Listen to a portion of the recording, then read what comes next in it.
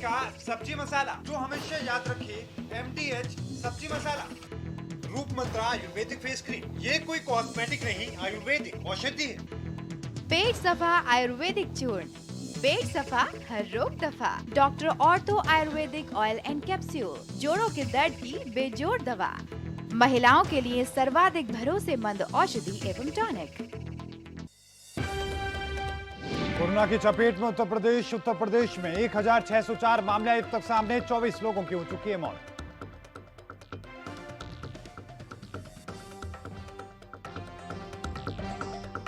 योगी सरकार दूसरे राज्यों से मजदूरों को लाएगी वापस, राशन किट और 1,000 रुपए भी देगी सरकार।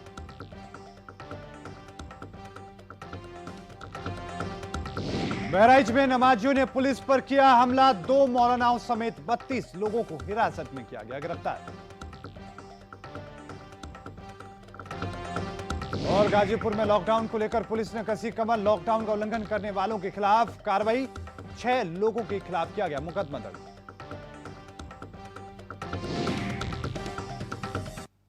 नमस्कार, मैं हूं मोहित चौधरी और आप सभी का स्वागत है उत्तर प्रदेश में। रुक करते हैं खबरों का। लखनऊ से है इस वक्त ये खबर, आपको बता दें कि जहां पर लोक भवन स्थित मीडिया हॉल में अपर प्रमुख सचिव गृह और प्रमुख सचिव स्वास्थ्य ने साझा प्रेस कॉन्फ्रेंस की है। साझा प्रेस कॉन्फ्रेंस करके उन्होंने बताया कि मुख्यमंत्री योगी आदित्यनाथ ने बड़ा फैसला लिया है। अब दूसरे राज्यों से मजदूर वापस ले आए जाएंगे और इसी के साथ में 14 दिन उन्हें क्वारंटाइन रखने का भी फैसला किया गया है। अपने मजदूरों को लाने की योजना बनाने के निर्देश भी शेल्टर होम में रखे जाने की बात कही गई है। साथ ही राशन किट और 1,000 रुपए भी योगी सरकार मजदूरों को देगी। 18 जनपदों में वरिष्ठ अधिकारियों की तैनाती की गई है और इसी के साथ में टेलीमेडिसिन सहित तमाम चीजों को देखने के लिए इन अधिकारियों को लगाया गया है। हॉस्पिटल और कोविड अस्पताल का निरीक्षण करना भी इनका काम होगा। हॉटस्पॉट के क्षेत्र में कोई भी नहीं जाएगा, सिर्फ डिलीवरी मैन और स्वास्थ्य संबंधित लोग वहां जाएंगे और सैनिटाइजेशन के लिए लोग ही जा पाएंगे। वहीं प्रमुख सचिव स्वास्थ्य अमित मोहन प्रसाद ने कोरोना के बारे में बताया कि अब तक 1604 प्रकरण मामले सामने आ चुके हैं, 206 ठीक हो चुके हैं। 57 जनपदों से ये मामले सामने आए हैं, 24 लोगों की अब तक मौत भी हो चुकी है।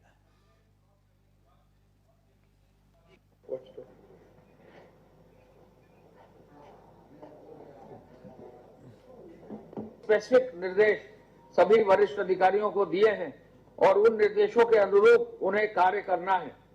जो अधिकारी यहां से गए हैं उनमें उन अधिकारियों को वहां पहले ही तमाम सारे लोग जो सीएम हेल्पलाइन से विदेशों से आए हैं उनकी समीक्षा करना, वहां जो जमात से जुड़े व्यक्ति जो पॉजिटिव पाए गए हैं जिनका क्वारंटाइन चल रहा है उनकी समीक्षा करना, वहां मेडिकल इन्फेक्शन ना हो, प्राइवेट हॉस्पिटल्स में भी कोई स्प्रेड ना हो, इसकी पूरी ट्रेनिंग और इसकी जनरल ओपीडी और इसकी स्क्रीनिंग करना, टेलीमेडिसिन की समीक्षा करना और टेलीमेडिसिन को आगे ले जाना, इसका पूरा कार्य देखना, ट्रेनिंग कार्यक्रम विशेष रूप से प्राइवेट हॉस्पिटल्स में ट्रेनिंग का कार्यक्रम देखना, ये देखना, साथ साथ इमरजेंसी सर्विसेज की समीक्षा करना, कोविड नॉन कोविड हॉस्पिटल्स का निरीक्षण करना, इसके साथ साथ क्वारंटाइन केयर सेंटर्स का भी निरीक्षण करना और खाद्यान्न वितरण का भी जो है समीक्षा करना, वॉलंटियर्स की व्यवस्था क्या है वो देखना, कम्युनिटी किचन देखना, खाद्यान्न की कमी ना हो यह चेक करना और साथ साथ लॉकडाउन की व्यवस्था पूरी दुरुस्त है कि नहीं, ये कार्रवाई जो है वरिष्ठ अधिकारी फील्ड में जाकर करेंगे। ये बहुत ही मजबूत एक व्यवस्था माननीय मुख्यमंत्री जी ने कल से आदेशित किया है। आज ही से सभी अधिकारी 5 से 6 दिन के लिए जनपदों का प्रवास करेंगे और वहीं पर रहकर इन सब बिंदुओं पर कार्रवाई सुनिश्चित करेंगे। पूल टेस्टिंग निरंतर चल रही है और KGMU Lucknow, SGPGI Lucknow, medical college सफाई और रूरल पीजीआई सफाई और लाल लाजपत राय मेडिकल कॉलेज मेरठ, इन 4 जगह में लगातार पूल टेस्टिंग का कार्य चल रहा है।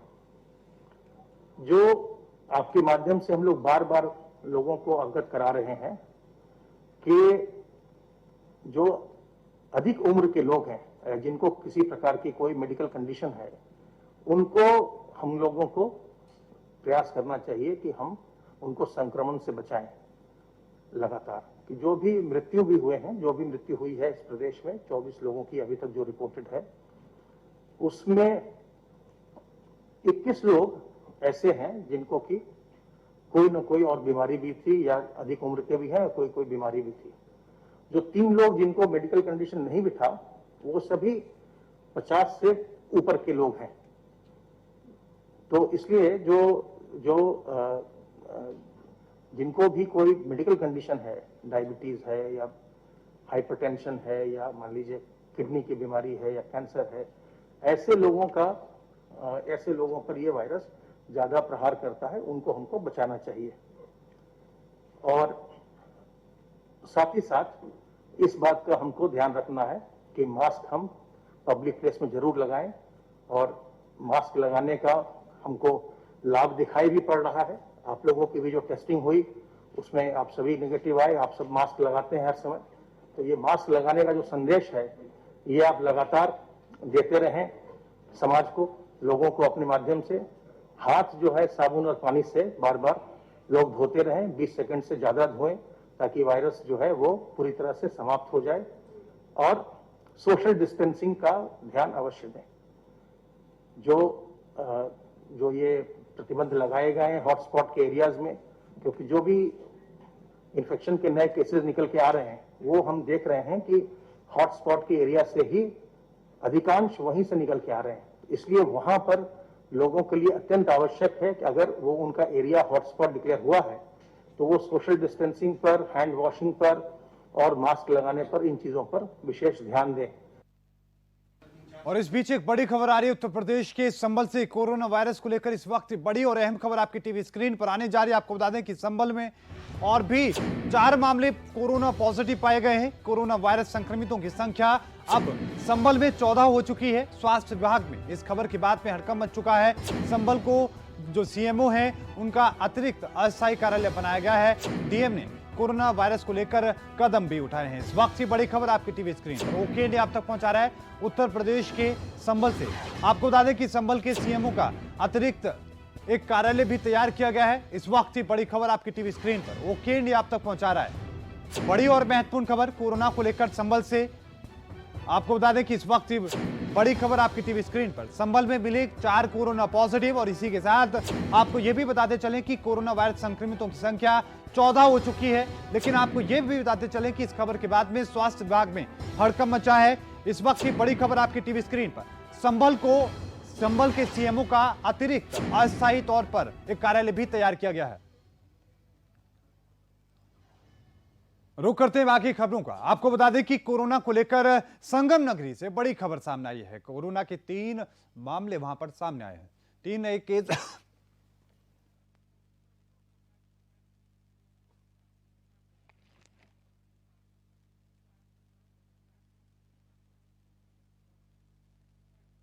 नए केस सामने आने से जिला प्रशासन में हड़कंप मच चुका है। अभी तक प्रयागराज कोरोना मुक्त शहरों की श्रेणी में था, लेकिन अचानक आज 3 नए कोरोना केस मिलने से स्वास्थ्य महकमे में खलबली मच गई है।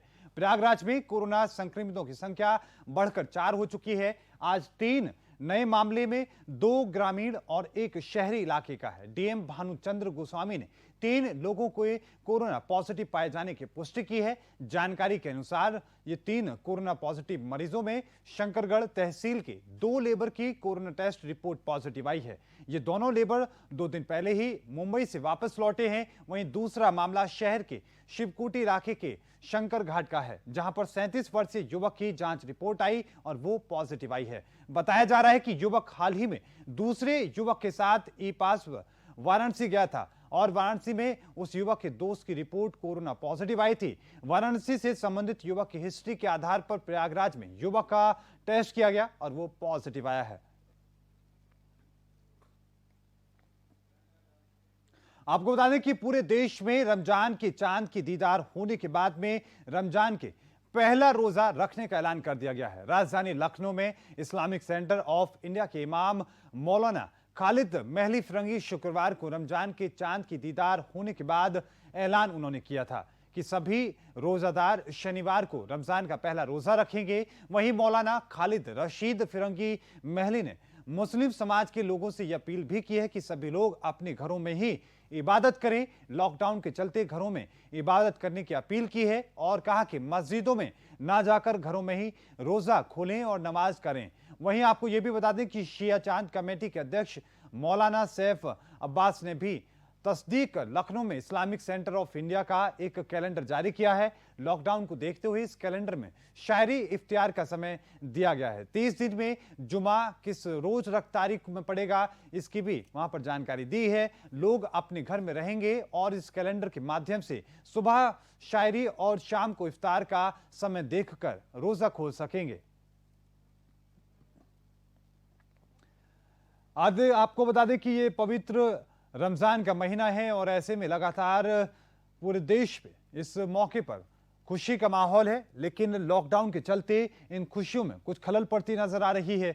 आपको हम ये भी बताते चले कि लॉकडाउन के साथ साथ सोशल डिस्टेंसिंग का पालन करने की हिदायत सरकार के द्वारा दी गई है, लेकिन अभी तक इस मामले में कोई ऐसी तस्वीरें सामने नहीं आई है जहां पर उल्लंघन किया गया हो। और इसी को लेकर लगातार लोगों से यह अपील की जा रही कि लोग लॉकडाउन का पालन करें, सोशल डिस्टेंसिंग का पालन करें और इस बार रमजान में वो अपने घरों में ही नमाज को अदा करें। और साथ में यह भी कहा गया है कि किसी भी हाल में घर से बाहर ना निकलें। और साथ में आपको यह भी हम बताते चलें कि रमजान के इस मौके में सभी लोगों से कहा गया है कि इबादत अपने घर पे करें। साथ में आपको यह भी बताते चलें कि लगातार लोगों से भी गुजारिश की जा रही है कि रमजान के इस पावन पर्व पर, इस मौके पर सभी लोग अपने घरों में रहें, घर से बाहर ना निकलें। इस दौरान तमाम जो मस्जिदें हैं वो बंद रहेंगी।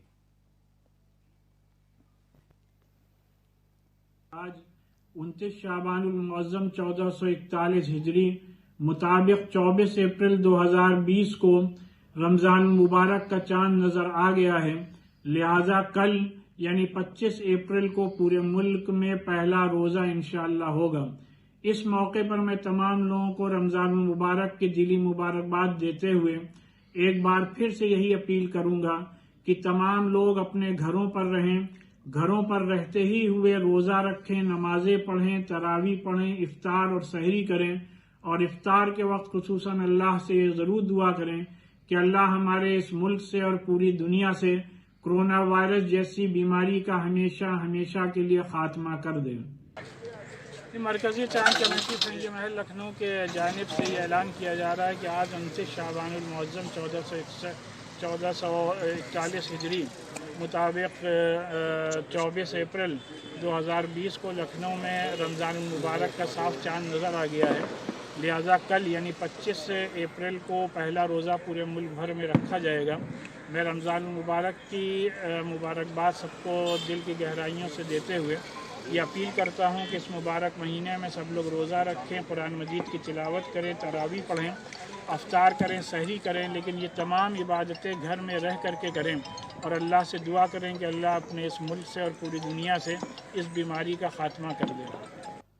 तो खबर बहराइच से है, जहां पर सामूहिक नमाज अदा करने से मना करने पर नमाजियों ने पुलिस कर्मियों पर हमला कर दिया, जिसमें एक सिपाही को चोटें आई हैं। आपको बता दें कि पुलिस को सूचना मिली थी कि सामूहिक नमाज अदा की जा रही है। जब पुलिस नमाज रुकवाने गई तो नमाजियों ने पुलिस पर हमला कर दिया, जिसमें एक सिपाही घायल हो गया। इस पर पुलिस ने कार्रवाई करते हुए 2 मौलानाओं के साथ में लगभग 32 लोगों को हिरासत में लिया है। इनके खिलाफ में महामारी अधिनियम, लॉकडाउन का उल्लंघन करने और सरकारी कार्य में बाधा डालने समेत अन्य धाराओं के तहत मुकदमा दर्ज किया गया है।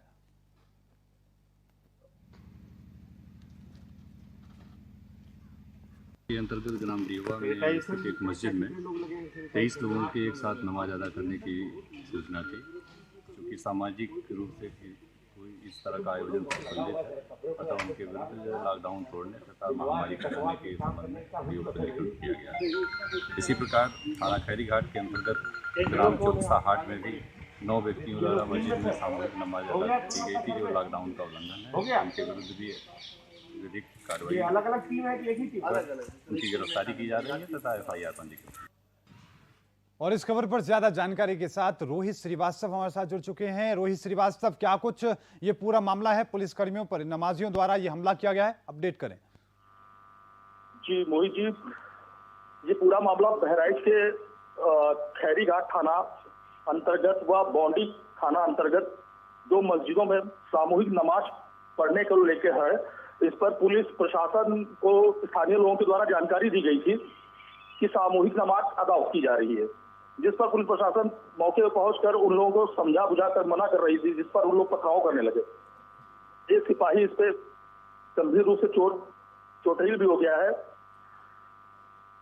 हेलो जी जी रोहित, अपनी पूरी बात रखें। जी, जिसमें पुलिस ने इन लोगों पर कोरोना से और ये लॉकडाउन से जो इन लोगों ने सामूहिक नमाज अदायगी की है, लॉकडाउन का पूरी तरीके से हनन किया है, इस पर प्रशासन सख्त होते हुए 2 मौलाना सहित लगभग 52 लोगों को गिरफ्तार कर लिया है।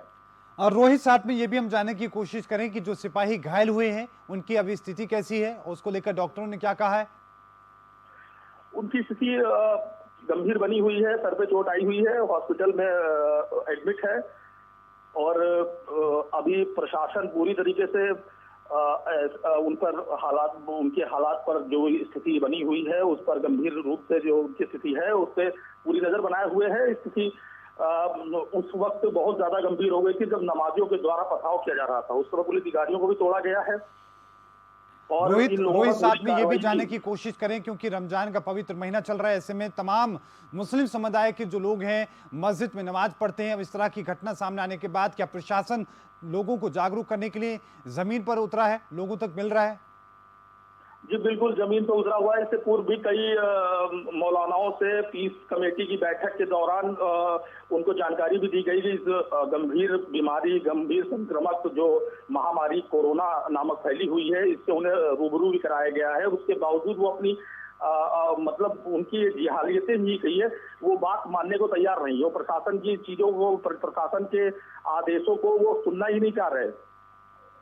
बहुत बहुत धन्यवाद रोहित श्रीवास्तव तमाम जानकारी को साझा करने के लिए। बहराइच से हमारे संवाददाता रोहित श्रीवास्तव जुड़े, उन्होंने बताया कि किस तरीके से नमाजियों के द्वारा पुलिसकर्मियों की टीम पर हमला किया गया, किस तरीके से पहले वहां पर नमाजियों के एक साथ नमाज पढ़ने की सूचना मिलती है, पुलिस मौके पर जाती है, उन्हें समझाने की कोशिश करती है, लेकिन इस दौरान नमाजी पुलिसकर्मियों पर हमला कर देते हैं, जिसके बाद में पुलिस फोर्स उन लोगों के खिलाफ में कार्रवाई करता है। और फिर इस मामले में आपको यह भी बता दें कि 2 मौलानाओं को भी हिरासत में लिया गया है।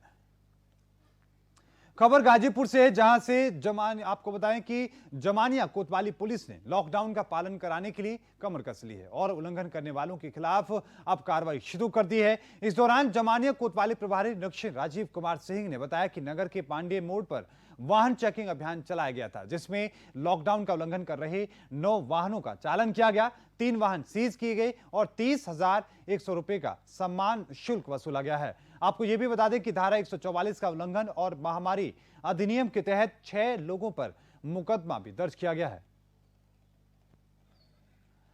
आपको बता दें कि पूरे देश में लगातार लॉकडाउन जारी है। लॉकडाउन के बीच में सभी से सख्ती के साथ में इस लॉकडाउन को मानने की अपील लगातार की जा रही है, लेकिन साथ में आपको यह भी बता दें कि मुख्यमंत्री योगी आदित्यनाथ के नए निर्देश के अनुसार में तमाम जो जिला अधिकारी हैं और जो तमाम पुलिसकर्मी हैं जो ग्राउंड पर काम कर रहे हैं, उन सभी से सख्ती से बरतने की बात कही है। लेकिन अब इसकी ताजा तस्वीरें गाजीपुर में देखने को मिली है, जहां पर पुलिसकर्मियों ने वहां पर नाका लगाया है, लोगों को समझाने की पहले कोशिश की और साथ में उन लोगों के खिलाफ कार्रवाई भी की गई है जिन लोगों के पास में अब भी वो लोग बिना किसी काम के बाहर निकल रहे थे। और साथ में आपको यह भी बता दें कि बड़ी संख्या में लोगों से लगातार अपील की जा रही कि वो लोग घरों में रहें, घर से बाहर ना निकलें। तो वहीं पीलीभीत में लॉकडाउन के चलते किसानों को जो मुसीबत है लगातार बढ़ती जा रही है। आपको बताते कि जिसके चलते जिले में आज भी मजदूरी पर फसल काटने गए 2 किसानों की अलग अलग थाना क्षेत्र में 2 किसानों की मौत से हड़कंप मच गया। पहला मामला थाना बिलसंडा क्षेत्र के मदकपुर राठ गांव का है, जहां पर खेत पर फसल काटने जा रहे किसान पर आवारा सांड ने हमला कर दिया, उसे पटक पटक कर मौत के घाट उतार दिया। वहीं दूसरा मामला थाना पूरनपुर क्षेत्र के गांव पचपेड़ा का है। यहां मजदूरी पर गेहूं की फसल काटने गए चाचा भतीजे पर मधुमक्खियों ने हमला कर दिया। मधुमक्खियों के हमले से गोकुल प्रसाद मौके पर ही उनकी मौत हो गई।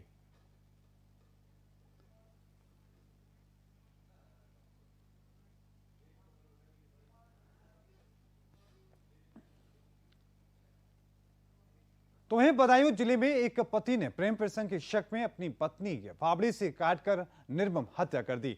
मामला बदायूं जिले के उस हैत थाना क्षेत्र के रिजौला गांव का है। यहां के रहने वाले दुर्वेश नाम की अपनी पत्नी वनिता की प्रेम प्रसंग के शक में फावड़े से काटकर निर्मम हत्या कर दी। पति द्वारा पत्नी की निर्मम हत्या से इलाके में हड़कंप मच गया। हत्या आरोपी पति का आरोप है कि उसके गांव के रहने वाले के एक युवक का उसकी पत्नी से प्रेम प्रसंग चल रहा था। हत्या आरोपी पति ने यह भी आरोप लगाया कि जब इस बात की जानकारी उसको पता चली तो वो वहां पर उसके पास पहुंचा और पत्नी प्रेमी युवक के साथ कमरे में थी। इस पर दुर्गेश ने विरोध किया तो उसकी पत्नी उसके साथ पकड़कर उसके मौजूद युवक का मौका पाकर फरार हो गया। इसके बाद दुर्गेश ने फावड़े के साथ में उसकी पत्नी की हत्या कर दी है। आपको बता दें कि तस्वीरें बदायूं की हैं जहां पर यह घटना घटी है। फिलहाल इस मामले को लेकर पुलिस को सूचना दी गई।